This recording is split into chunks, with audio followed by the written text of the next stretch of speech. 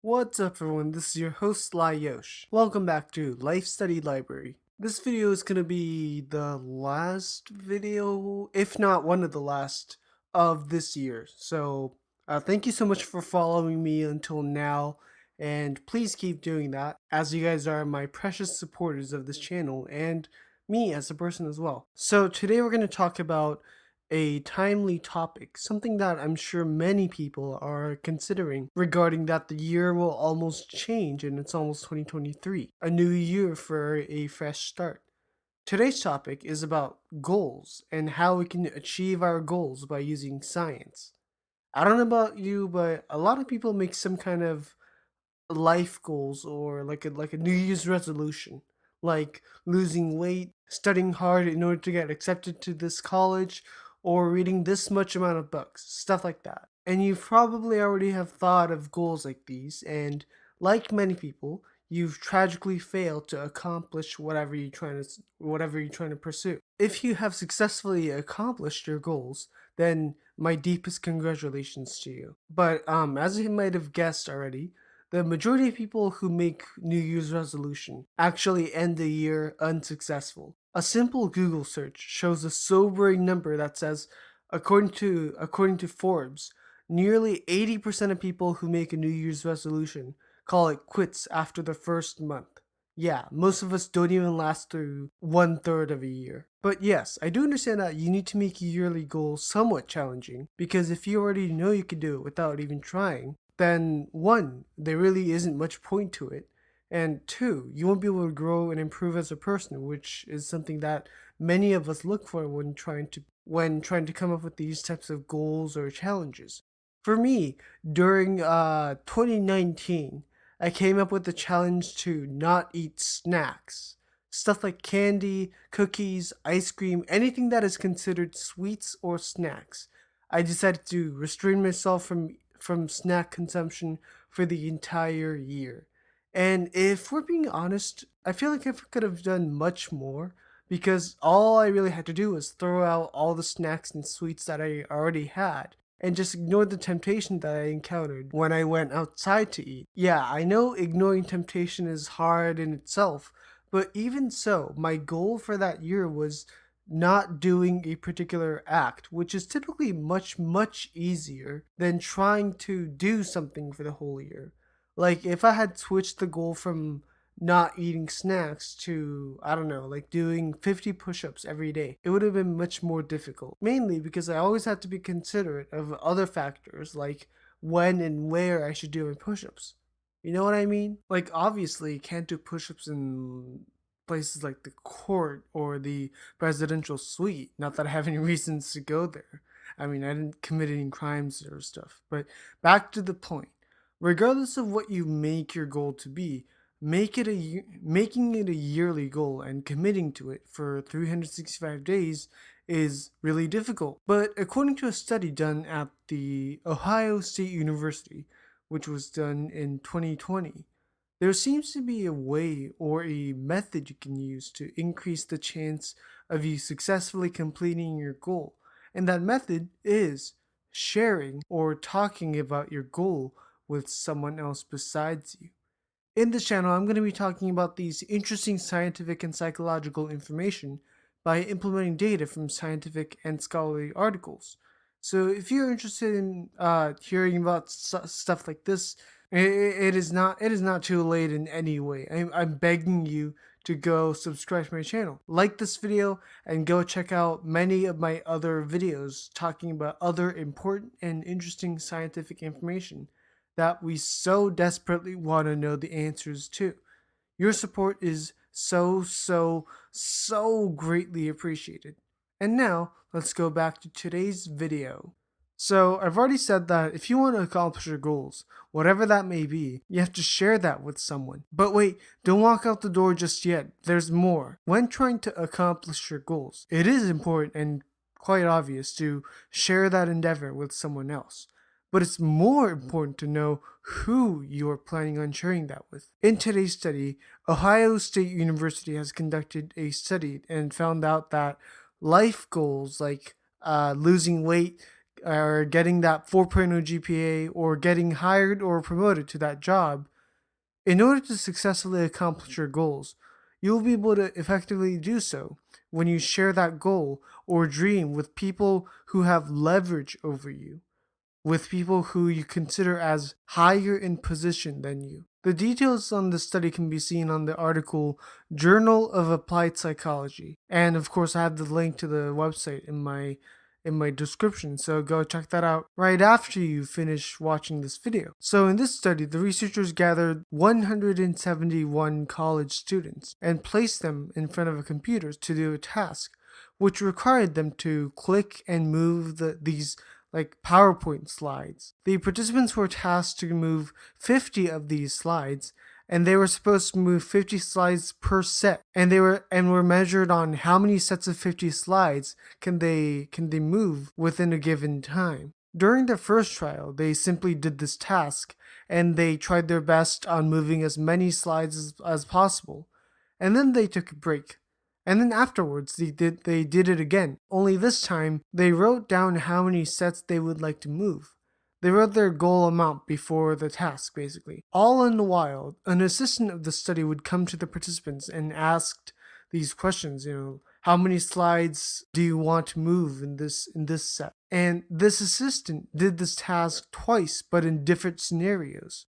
In the first scenario, the assistant would go around and ask one group of samples, and that assistant would be dressed in a fancy suit and were introduced to the participants as this person of expertise in this field. Basically, the assistant wanted everyone in this group of samples to understand that this person is higher in position or status than the participants. On the other hand, to the other group of samples, the same thing would happen, only this time the assistant would be dressed in a more casual attire, like a t-shirt and jeans or whatever.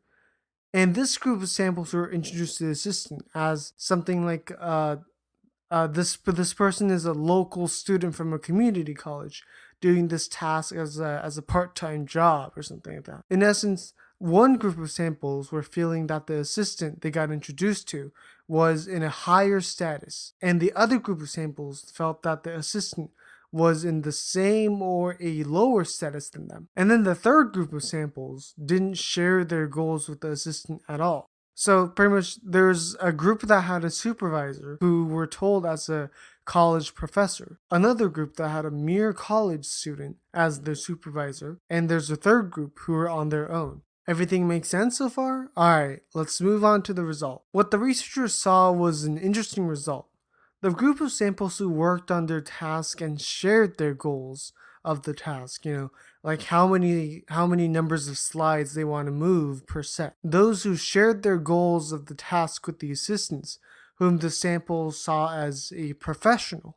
So like you're being tasked to achieve your this activity goal by being supervised by your school teacher or something. When comparing this group with the other group of samples who were supervised by a person who were deemed as equal in position or status. So, compared to the college students who were supervised by another college student, the samples who were supervised by a college professor reported that they were able to focus on their task more than the other group, and they were actually more productive in their task. In addition with this result, when compared to the group that didn't tell their goals to the supervisor at all, those who had a supervisor who was lower in status, so the college students who thought their supervisor was a person from this random community college or something, these samples ended up being worse off in the result of their task. So the college students who told their goals to a professor supervisor were the most productive and the most efficient. And then the students who didn't say anything to their supervisor came in second. And the students who told about their goals to a lower ranked person as their supervisor came in last. I hope you're following me. So for an example, you're in high school and are studying for the SAT or something, and you're looking at a tutor catalog, and let's say that you didn't care about the cost of the tutor, right? Normally, you would want a tutor who went to the Normally, you would look for and would want a tutor who went to the best university, who seems like the best option. The study claims that it might be worth it to pay up a bit and get the opportunity to be taught by the best tutor, not only for the opportunity itself, being taught by a really smart person who knows what they're teaching, but the opportunity to share your ambitions and your goals with a person who is higher in level than you. If you share your goal with someone who is in a higher position than you, you'll have a greater chance of staying focused on your task and will more likely accomplish your goal. And at this point, you're wondering, why does this happen? The researchers speculate that the reason why this happens is because, or the key factor to this occurrence is whether these students care about the opinions made by the opponent. In this case, the assistants that came in. Essentially, whether the students cared about making a good impression of themselves to the judge disguised assistants. Another part of the research in this study did a questionnaire to the students, asking them how much they cared about the opinions of themselves or their performance perceived by the assistants. What the researchers wanted to know is that if the students who cared about their teacher or anyone who's judging their performance, whether people who cared about this more than those who don't really mind their performance critique. The study found out that those who cared about the judge's performance critique tend to score better than those who didn't really mind. And if you think about it, this is pretty obvious, as those who care more will tend to practice more and really focus more so than those who don't really care. So that adds up to the successful performance in the end. So the students who were taught by the better tutor, in addition with how much they cared about their performance, the more the students cared about this, the better they actually tend to perform. For those of you who watch anime, a good example is Bakugo from My Hero Academia. He is clearly a super talented student, but psychologically, you can say that his talent exists because he is taught by All Might, one of, if not the best teacher you can get in that story. And he has this literal burning passion to become the best, showing that he cares about what he's doing intensely, which ties in to the point that the more you care, the better chance of you succeeding in your activity. Additionally, one thing that you should watch out for when doing all this is that it is not to say that you should care about it so much so that it causes negative emotions like anxiety. Once that burning passion spreads to a point where you catch on fire, everything will be ruined and you'll experience what you call choking when you fail because you get negative anxiety and stress and negative form of nervousness. And believe it or not, being nervous in itself is not at all a bad thing, and in fact is a natural and a recommended emotion. I'm not going to go off to too much of a tangent, but basically when we were living in the wild as cave people, or even during our early civilizations, right around the time when humanity was making the pyramids and stuff, humans were super vulnerable to outside threats. We had way less protection than right now, so we had to be extra careful against things like wild animal attacks, diseases, and making enemies. And this dangerous world created a state of emotion that is regularly anxious. Because we were in constant danger, humans needed to be nervous, and we always needed to be on our toes in case a random threat tries to harm us. So what I'm trying to say is that an adequate and a healthy amount of anxiety or nervous state is beneficial because it makes us more aware, concentrated, and makes us be wary of our surroundings. I feel like I've said this in another video, but this phenomenon only becomes dangerous to our performance when it exceeds the limit and we get too nervous. And then we start to get jittery and shaky and we look like we're not prepared for that task. So yeah, I've talked enough, but in conclusion, today's video was about how you could increase the percentage of you succeeding in whatever task you're trying to accomplish if you share and discuss it with someone who is higher in level than you. If you're a student, then your teacher or your professor, and if you're working in a company, maybe your boss, preferably someone who is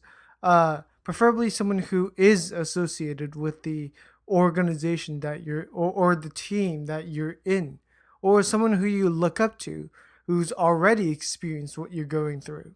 By doing this, you might be able to successfully increase the amount of you working hard, putting in more effort, and eventually coming out victorious. I hope that for many of you, this was an eye-opening discovery. At least it was eye-opening for me. A lot of people say stuff like you shouldn't share your ambitions with anyone. You need to keep your goals to yourself, and that's how you stay focused.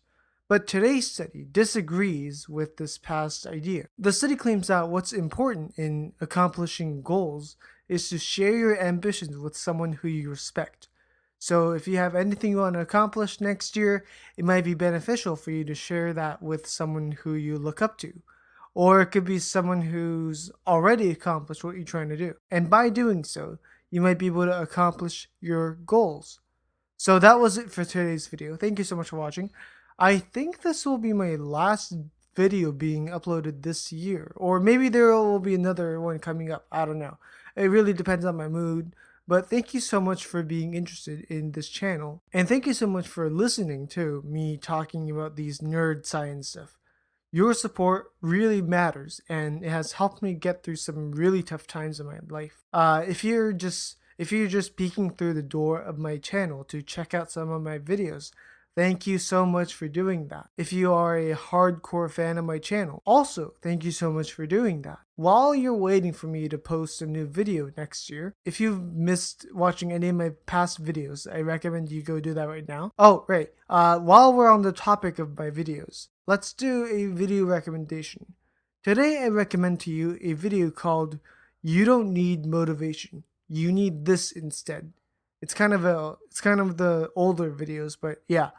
Many people put way too much importance on motivation when they try to accomplish something challenging. It is undeniably one of the favorite topics talked about in the self-help industry, as so many people preach things like how to stay motivated so you can accomplish your goals, or look how much I'm doing.